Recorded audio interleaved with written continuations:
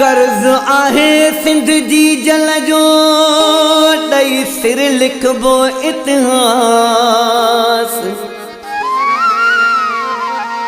तालिब अब्दुल कादिर खो सोचे कोन थींदासीं उदास। सब नंढा वॾा गॾिजी असां नारा हणंदासीं मींहं जा। ओ माखी मिसरी खांब मिठो आ जीजल सिंध जो पानी। माखी मिसरी खांब मिठो आ जीजल सिंध जो पानी। गुल गुलाबी सारो चमन आ सिंध जो रब आ पानी। माण्हू सिंध जा पसणा सिंध जा तो प्यारा सिंध जा ओ माण्हू सिंध जा। माखी मिसरी खांब मिठो आ जीजल सिंध जो पानी। माखी मिसरी खांब मिठो आ जीजल सिंध जो पानी। गुल गुलाबी सारो चमन आ सिंध जो रब आ पानी। माण्हू सिंध जा पसणा सिंध जा ओ प्यारा सिंध जा ओ माण्हू सिंध जा।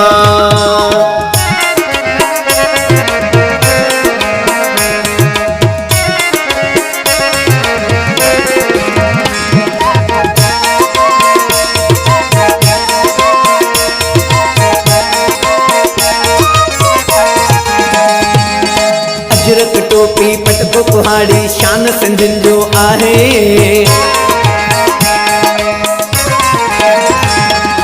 अजरक टोपी पटको कुहाड़ी शान सिंधिन जो आहे। लाल कलंदर शाह भिटाई मान सिंधिन जो आहे।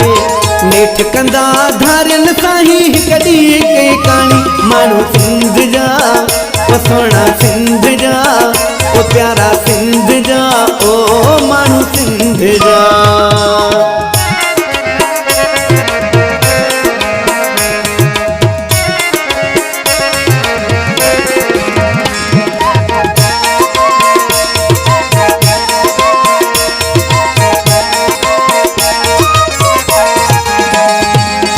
गैर परावन धारियन खे हा सिंध पंहिंजी के बचायूं।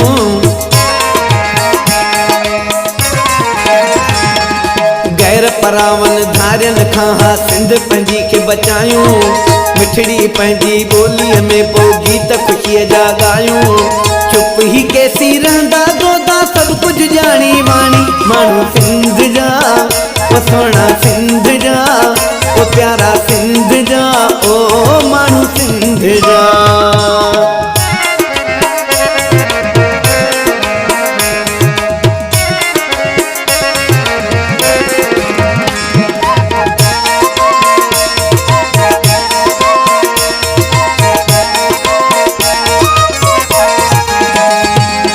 खोसो चवे आबाद हुजे ही सिंध असांजी सदाईं।